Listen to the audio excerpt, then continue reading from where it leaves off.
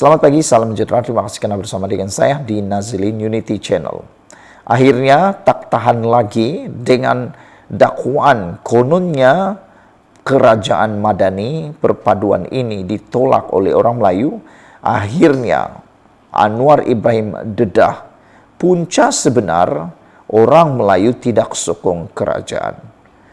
Ini sebabnya Anwar Ibrahim kata, yang menyebabkan orang Melayu tidak sokong kerajaan ialah kerana politik jijik musuh.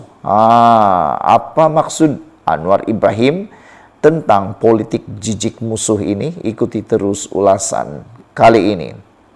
Dipetik dari pada FMT, Anwar kata, politik jijik musuh punca Melayu tak sokong kerajaan. Anwar Ibrahim mengakui naratif negatif terhadap kerajaan perpaduan oleh masyarakat Melayu begitu tebal dan sukar dikikis. Perdana Menteri Anwar Ibrahim mengakui kerajaan perpaduan pimpinannya tidak menikmati sokongan orang Melayu.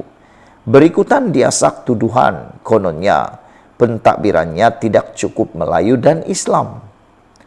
Tegas Anwar Ibrahim, keadaan itu disebabkan kesan politik jijik yang dimainkan pihak lawan seolah-olah kerajaan tidak menitik beratkan soal Melayu dan Islam.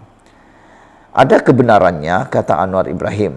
Kenyataan Melayu tidak sokong kerajaan kerana diasak dengan pandangan kerajaan hari ini seolah-olah tak Melayu dan menentang Islam.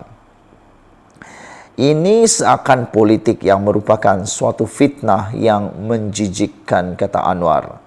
Politik ini harus bahas berdasarkan fakta dan angka, katanya dalam wawancara sempena setahun pentadbirannya bersama TV3 sebentar tadi. Anwar yang juga Menteri Keuangan mengakui naratif negatif terhadap kerajaan perpaduan oleh masyarakat Melayu juga begitu tebal dan sukar dikikis. Sedangkan fahaman seperti itu katanya berupaya memecah belahkan negara. Naratif terlalu kuat dan tebal dengan kebencian keterlaluan, dengan akhlak begitu rupa. Nak tegur, sapa senyum tak boleh. Ini kaedah mana kita dapat, kata Anwar Ibrahim.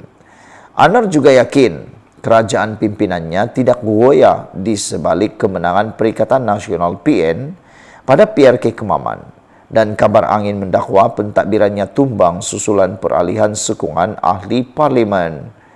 Kekuatan kita dalam parlimen itu jelas tidak boleh digugat.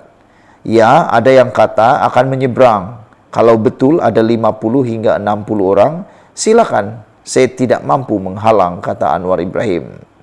Tetapi dalam hukum adat, hukum politik sekarang itu igawan. Sekarang saya tidak pedulikan itu. Saya tahu kekuatan politik yang ada. Dan insya Allah dengan kekuatan itu, kita tumpu pembangunan negara, katanya. Berhubung rombokan kabinet, Anwar menjelaskan walaupun mengakui ada keperluan melaksanakannya, namun pada masa sama beliau berpendapat menteri sedia ada juga harus diberi peluang memperbaiki prestasi mereka.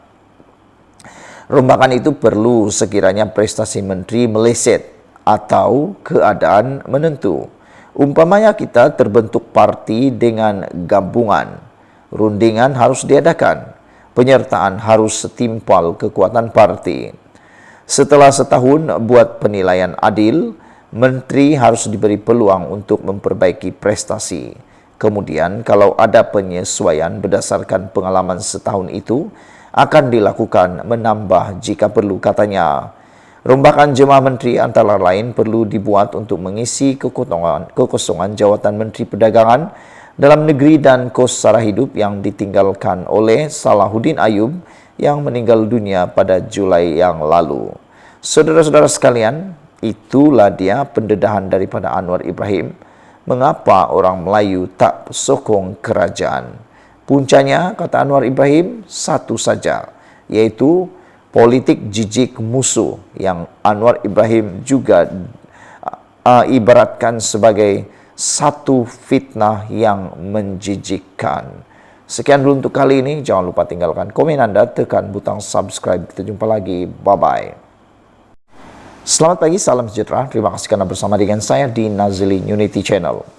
Semalam, Zahid Hamidi mencabar Isam Jalil supaya datang ke mesyuarat MKT UMNO pada malam semalam untuk memperjelaskan dan untuk dapat saling mengemukakan pendapat ataupun sebab mengapa Isam Jalil mengatakan atau mengapa Isam Jalil kata punca kekalahan UMNO di Kemaman kerana adanya hubungan dengan DAP.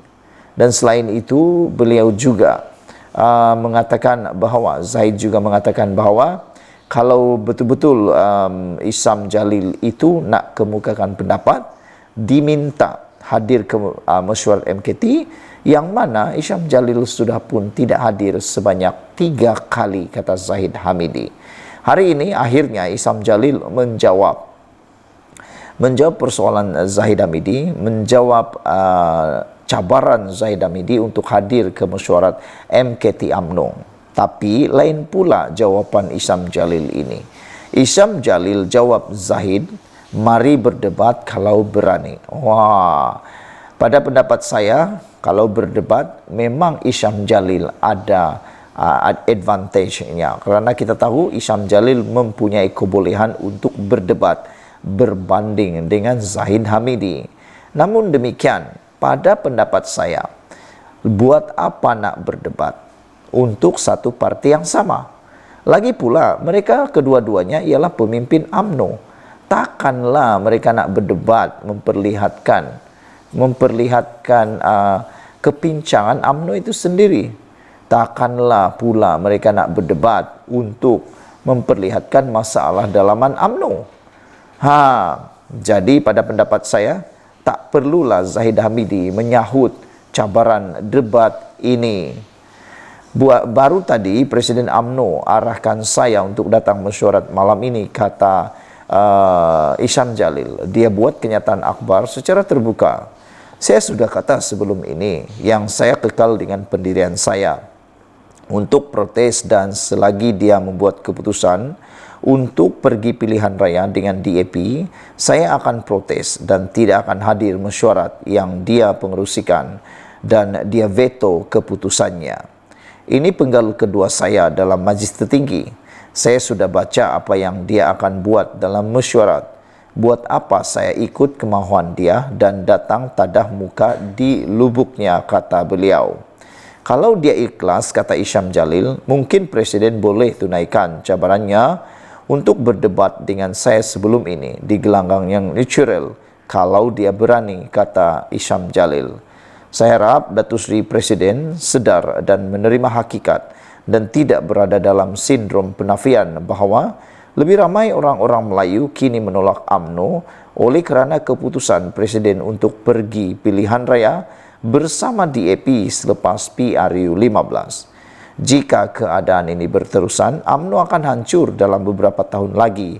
Oleh kerana keputusan ini, kata Isam Jalil, UMNO ini adalah parti keramat yang memperjuangkan orang-orang Melayu di Malaysia selama ini.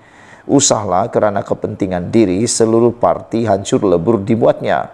Jika Datuk Seri letak jawatan, saya pun akan letak jawatan, kata Isam lagi.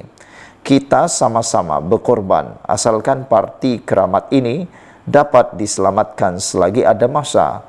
Ikhlas dari Isam Jalil, 6 Disember 2023. Itu dia surat terbuka daripada Isam Jalil dan kenyataan terbuka Isam Jalil kepada Zahid Hamidi. Apa pendapat kamu semua? Patutkah debat ini diteruskan, dan patutkah Zahid Hamidi letak jawatan sebagai Presiden UMNO seperti yang dinyatakan oleh Isam Jalil, iaitu jika Datuk Seri letak jawatan, saya pun akan letak jawatan, kata Isam Jalil. Sebenarnya ramai juga penanalisis politik yang menyatakan bahawa kelangsungan UMNO adalah disebabkan oleh kekuatan Zahid Hamidi. Tanpa Zahid Hamidi, sebenarnya jangka hayat UMNO sudah lama berkubur, kata mereka.